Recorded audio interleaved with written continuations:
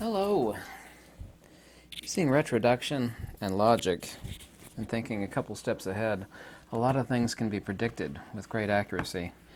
There's actually quite a high probability of danger. Um, by the way, on the video about Russia rolling kinetic on Ukraine, as I said, I wasn't interested in taking sides because I respect the lives of both the Russians and the Ukrainians. I know who did what and obviously all of that, but I have Russian friends and Ukrainian friends, so that's the reason why I said that. Some people attack me for that, which doesn't really matter, but they didn't have the forethought or the insight to see the reason why I actually said that. There's a real danger, knowing the Russians quite well, and I'm not pretending to read anybody's mind, about what's going on in Ukraine. They have not advanced, Russia has not advanced anywhere near as fast as they were anticipating. The actual backlash from the Ukrainians as far as defense, and I've seen, oh God knows how many hundreds of videos from Ukrainians with their cell phones, and it just absolutely, and I don't trust the news either, okay? I can't stand it when people say, "Oh, you're watching the news." No, I'm not. I'm getting it from the actual sources themselves. Anyway, Germany, Deutschland today said they're supplying Stingers and also to X number of hundreds of Javelins. And of course, the United States has already supplied thousands of Javelins. Why is this important? Russia, by the way, recently, past a day or so, threatened Finland and Sweden, who said that they wanted to help out the Ukrainians. We're actually sending over material support. I don't know how we're actually getting it to the Ukrainians. I don't, whether by land or, via aircraft. That I don't know, but that's been confirmed from several governments. Here's a fact. By the way, this invasion by Russia into Ukraine is costing, experts say, $20 billion a day. That's not really important. What is important is that there is not, make a bold and accurate statement, there's not a single chance in hell that Putin is going to retract his soldiers without having completed the mission. There's just not. He's not going to stick his tail between his legs, like a shamed dog. It's not going to happen. There's just not a chance in hell that it is going to happen. What he's keeping in reserve, and by the way, he attacked a oil processing facility outside of Kiev. He's holding back. Since most Russians, including Putin himself, think of the Ukrainians as brethren, even though many of the Ukrainians themselves say that that is not the case, as far as ethnic Russians versus ethnic Ukrainians. I'm not going to take sides on that. I'm not interested. He is not interested in damaging, destroying infrastructure that he would have to rebuild, since he's trying to bring Ukraine back into the fold. This Russian-Ukrainian entity. He's not going to retract. The Ukrainians are fighting tooth and nail. They're doing all sorts of guerrilla tactics on the street. I'm not going to take a side on that, but the effect of this is, since there is not a single chance in hell that Putin is going to we met more resistance than we thought. Doesn't matter how much resistance is met, it will be dialed up, and at $20 billion a day. And the fact that Putin is not going to relinquish, this is not a person that pulls back. If he has it within his arsenal to do something, the best experts say that he's going to unleash thermobaric. I don't know if you know what a thermobaric weapon is, but it's the next level underneath a nuke. And it's absolutely devastating. I mean, he's holding back shock and awe. All these ridiculous news outlets are saying, oh, the Russians are meeting fierce resistance, and they are. But the Russians have in no way, shape, or form unleashed what they're capable of. They have not. That's not my opinion. That's a cold, hard fact. The fact that a lot of European as well as American entities are supplying hardcore material, Not only have we, I mean, before the invasion occurred, we sent over plane load after plane load after plane load of javelins and X number of stingers, which are incredibly wicked.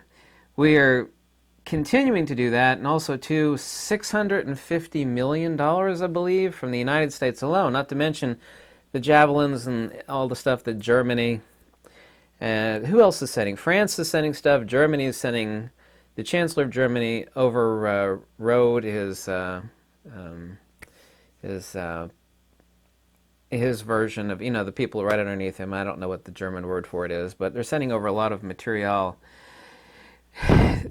Um, the fact that we are essentially performing a proxy war on the Russians in Ukraine. I don't know if you know this or not, but Russia is #2 in the world on cyber attack capabilities, and there's an extremely high likelihood, best experts in the world say, of a cyber attack on the United States would be on the banking system, um, electrical grid, so on and so forth. So they're only second to us, the United States. If you can't access your ATM, you need to have, everybody should have like $200 cash on hand and keep your car fueled up. There's an extremely high probability of hardcore force escalation from the Russians. Extremely high. And it gets higher every day that the Russian military doesn't have significant advancement on Kiev and Ukraine as well. So far in excess of resistance being met does not change the fact that Russia, whether you say the Kremlin or Putin or Russia, I don't really care, they are holding back, shock and awe capability. They're holding back thermobaric weapons. Nobody's talking about this on any news, and I don't care what the useless news media says. I stress to you in this video, as I've already said, there ain't no chance in hell Russia, Putin, Kremlin, who cares what you want to say, they're going to pull out without getting the job done. It ain't going to happen. This is where, how's the saying go? An immovable object meets an unstoppable force.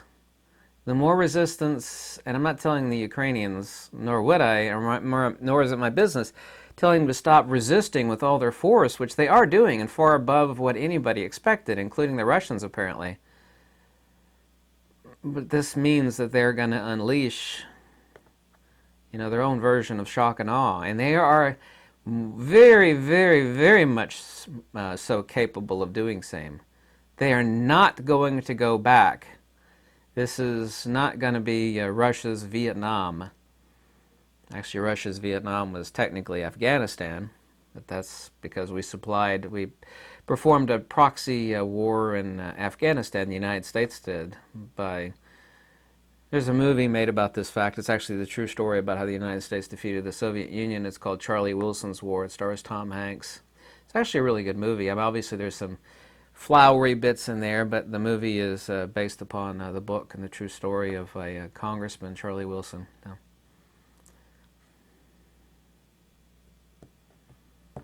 Can you believe that Russia threatened Finland and Sweden? Can you believe that?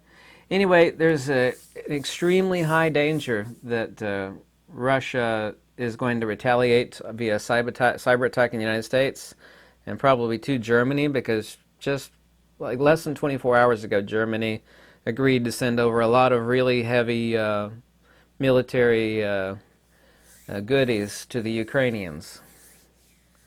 I don't know if you know how much energy supplies Russia supplies Germany with, even with the cutoff of Nord Stream 2. It's a lot. It's significant.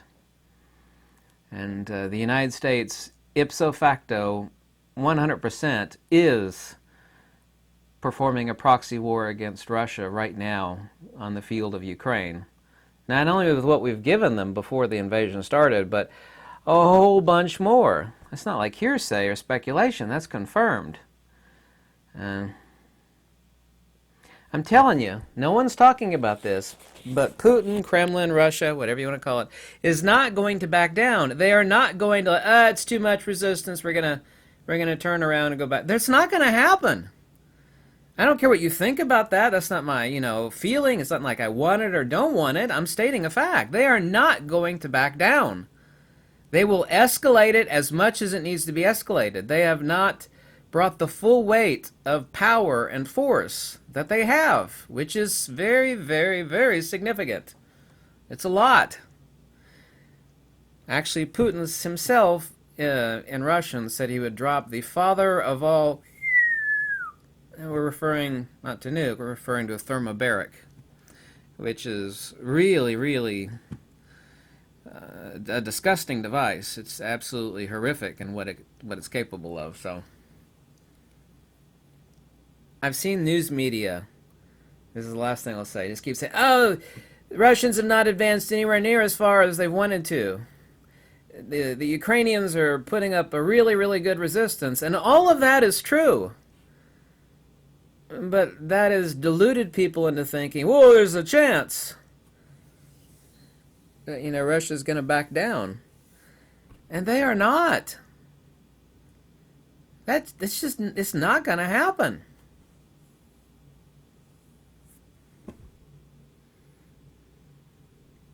And since that's not going to happen, A leads to B, B leads to C. Think about it, okay?